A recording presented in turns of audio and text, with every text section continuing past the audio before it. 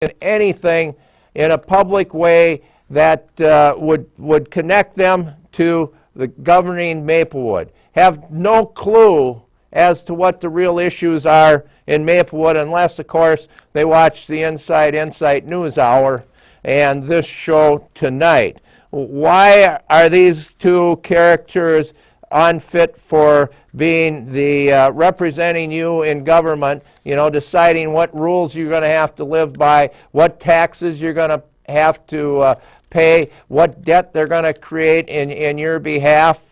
Well, let's see. Neither one of them own property, own a home in Maplewood. They're just tenants. And what's wrong with that? Well, when you don't have home ownership, you're transient.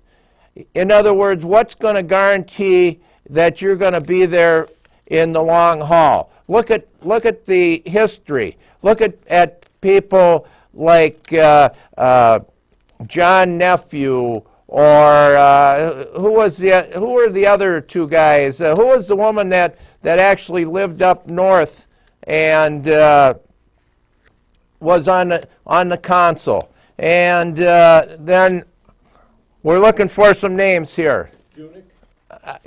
Kathy Monahan Junick and James Lannis.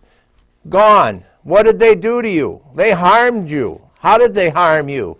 Well, okay, let's look at Lannis. He put in that gay registry and pushed down his lifestyle onto you. In other words, it's not that these people want you to embrace it and promote it as something that is wonderful. It's not just being getting along and everybody, there's a place for everybody. No, you have to openly support it. So he had that gay registry. Of course, I think there might have been one person, but it was his agenda that he was pushing. What about John Nephew? What did he do? He forced you took away your right to choose who's going to haul your garbage. That's Mr. Nephew. He's gone.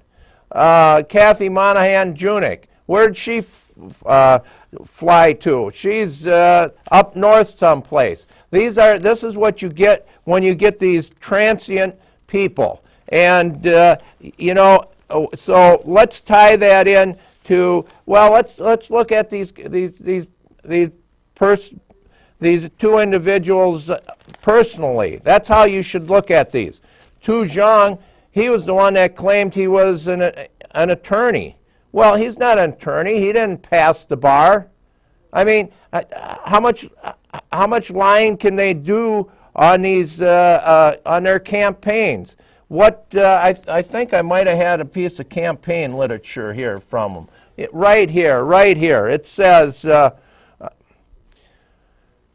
am a young lawyer. Isn't that wonderful? There it is, right there. This is his campaign literature. He wants someone on city council that will do this while still maintaining our city's communal nature. What's communal nature? It's gobbledygook. He claims to be a political outsider, yet where did his money come from? $38,000, I'm told, that he got brought in for his campaign from the outside. No longer will you have somebody that's local be able to afford to run for city council when these guys are bringing in this kind of outside money. What's his agenda? Why would he have gotten $38,000? What is he going to be beholden to have bought in this position? How about Brian Smith? Brian Smith, of course, again, doesn't own a home in Maplewood. I call these people transients. They can be here today and gone tomorrow. What about his life? Well, he had $4,000 worth of overdraft fees on writing checks that didn't have funds to cover. And then he filed bankruptcy. Of course, he's probably